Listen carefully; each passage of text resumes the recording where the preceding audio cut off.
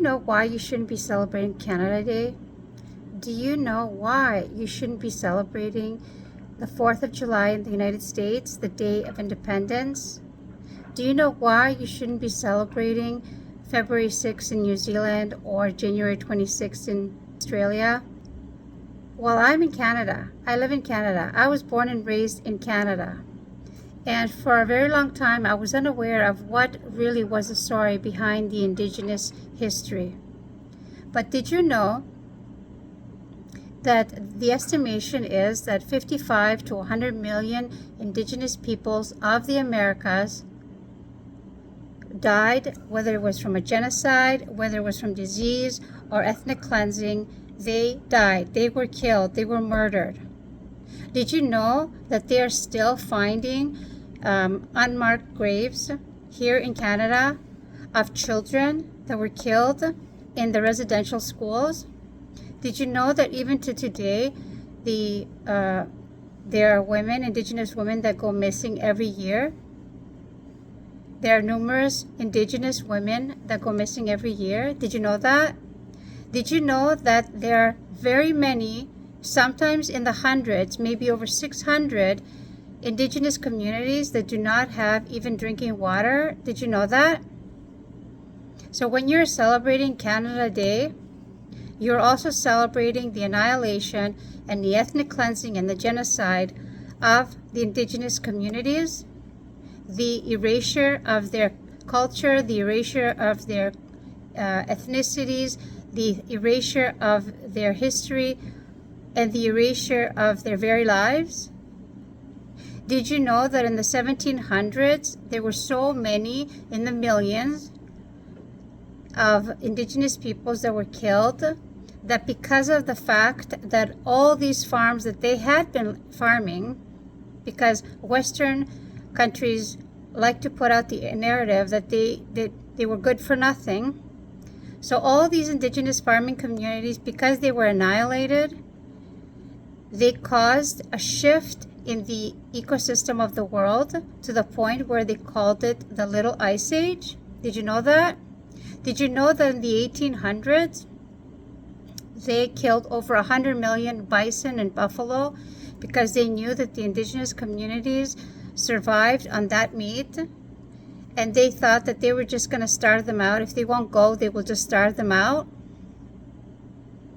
So this is not all history. This is not all the past. This is an ongoing mental and actual physical erasure of the indigenous community. So when we celebrate Canada Day or July the 4th, Independence Day, that's what we're doing. In the Constitution of the U.S., it states that all men are created equal. While that is true, they didn't actually mean that. They didn't like the idea of the indigenous and the black people being thought of or treated as equal. And they resented the idea that the King of England would have a hand in pushing them to include the indigenous communities within their communities. And the Australian communities on January the 26th, who celebrate Australia Day, as recently as last year, did a referendum to see if the population of Australia at large would agree that everyone, including the indigenous communities, especially the indigenous communities of Australia, would have an equal seat at the table, along with all the other Australians. And the referendum came to the conclusion that the majority of Australians thought that no, we don't want the indigenous communities, the Aboriginal communities, to have an equal say at the table. What does that say about the Australian people?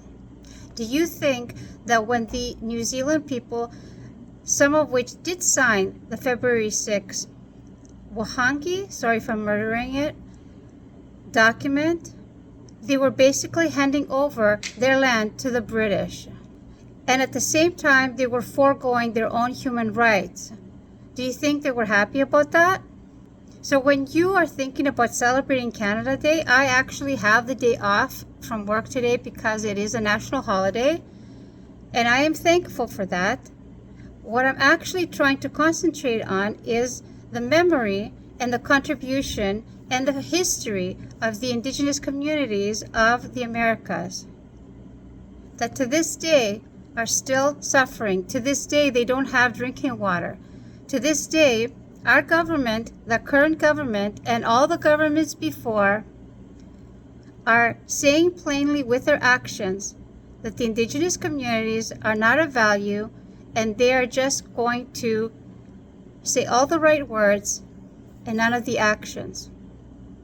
And I hope that you do the same thing. Now, let's not forget that colonization is still alive and well, whether it's in Africa or whether it's in Asia or whether it's here in the Americas. It's alive and well.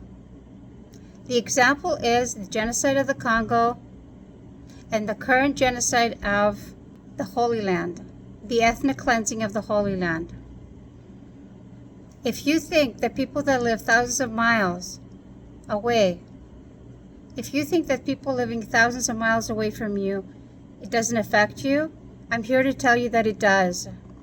That the money that you spend, or don't spend actually, the money that you don't give to these big corporations is the least that you can do to show that you do not support colonization and ethnic cleansing of indigenous people. That even though we, the generations currently, didn't have a hand in what happened to the indigenous people of New Zealand, Australia, and the Americas then, we can do something about it now. And the thing that makes the biggest difference is by saying it with your money. Save your money and stop the genocide and ethnic cleansings of the world. That's my rant for today. Assalamu alaikum.